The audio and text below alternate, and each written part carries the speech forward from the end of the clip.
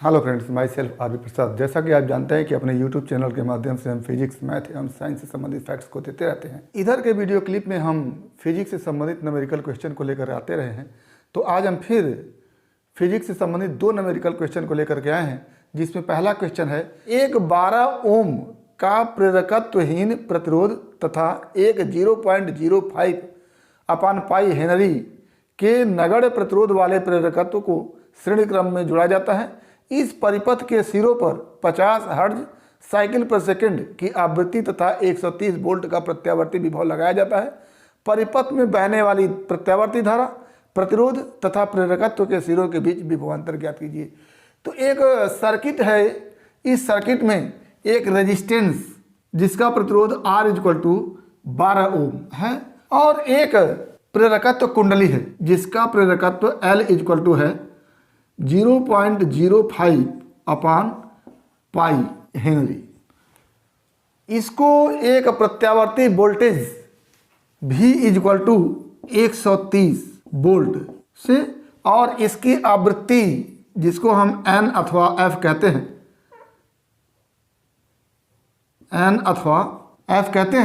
F = 50 hertz, जिसको आप cycle पर सेकंड में भी लिख सकते हैं। आपसे पूछा गया है कि इस परिपथ में धारा कितनी होगी, परिपथ का प्रतिरोध जिसको हम प्रतिबाधा कहेंगे, इम्पीडेंस कहेंगे, वो पूछा गया है, और प्रेरकत्व के सिरों के बीच का विभवांतर पूछा गया है। तो क्या क्या पूछा गया है, पहले तो परिपथ में धारा I पूछा गया है, फिर पूछा गया है परिपथ का प्रतिरोध जिसको हम प्रतिबाधा कहेंगे Z पूछा गया है, और अंत में पूछा गया है प्रेरकत्व के सिरों के बीच का विभवांतर यानी VL पूछा गया है। ये चीजें पूछी गई हैं। तो पहले तो हम देखेंगे कि इस प्रेरकत्व के सिरों के बीच प्रतिघात कितना है, जिसको प्रेरण प्रतिघात कहते हैं। तो प्रेरण प्रतिघात जिसको इंग्लिश में इंडक्टिव रिएक्टेंस कहते हैं, इसको हम XL से लिखते हैं। XL = होता है ω_L। यहाँ से XL = हो जाएगा, ओमेगा को हम लिखते हैं 2πN × L। यहाँ से हो गया 2π × N का मान 50 है और L का मान है 0.05 अपान पाई। ये पाई से कैंसिल होगा, ये 2 में 50 से गुणा करेंगे 100 हो जाएगा, और 100 में इसका गुणा करेंगे तो आ जाएगा 5 ओम। XL जिसको प्रेरण प्रतिघात कहते हैं, उसका मान 5 ओम आ गया। और रेजिस्टेंस R है 12 ओम और प्रेरण प्रतिघात XL है 5 ओम। तो आप Z = निकाल सकते हैं, Z = √R² प्लस XL²। ये होता है, यहाँ से हो जाएगा इम्प्लाई दैट Z = √R² यानी 12² प्लस 5² इक्वल टू क्या हो गया, √ में 144 प्लस 25 बराबर √ में 169, और ये हो गया 13 ओम, यानी Z का मान आ गया 13। तो ये निकल गया परिपथ का प्रतिरोध, जिसको केवल प्रतिरोध कहा गया है। एक तरह से ये परिपथ का प्रतिबाधा है। तो प्रतिबाधा प्रतिरोध के नाम से आपसे पूछा गया है, तो ये प्रतिबाधा निकल गया। अब आगे पूछा गया है I = क्या होगा। तो आप जानते हैं I = ये इंटीग्रेटेड सर्किट है, इसमें प्रेरकत्व भी लगा हुआ है और प्रतिरोध भी लगा हुआ है। तो इसके लिए I = होता है V/Z, और I = V का मान है 130 वोल्ट और Z का मान है 13, तो ये हो जाता है 10 एम्पियर। ये I का मान हो गया।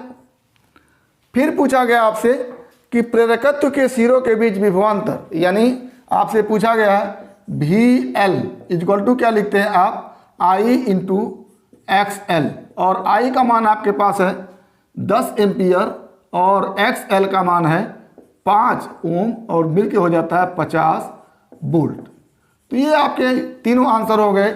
ये हो गया प्रेरकत्व के सिरों के बीच का विभवांतर, ये हो गई धारा, और यहाँ से ये हो गया Z। दूसरा सवाल है कि एक आवेशित कण का द्रव्यमान m तथा इस पर आवेश Q है। यदि कण को भी विभवांतर से त्वरित किया जाए तो इससे संबंधित डी ब्रोगली तरंगदैर्घ्य का सूत्र क्या होगा। तो आपसे पूछा गया है डी ब्रोगली तरंगदैर्घ्य का सूत्र। तो आप डी ब्रोगली तरंगदैर्घ्य के लिए जानते हैं लैम्डा इक्वल टू होता है h/p। यहाँ पर लैम्डा क्या है, तरंगदैर्घ्य है जिसको हम लिखते हैं डी ब्रोगली तरंगदैर्घ्य, और h प्लैंक कांस्टेंट है, प्लैंक नियतांक, और p मोमेंटम संवेग है किसका, इलेक्ट्रॉन का। इलेक्ट्रॉन चूंकि गतिशील है, त्वरण दिया जा रहा है इसको भी विभवांतर आरोपित करके, तो इलेक्ट्रॉन के गतिशील होने के कारण संवेग किसका होगा, इलेक्ट्रॉन का होगा।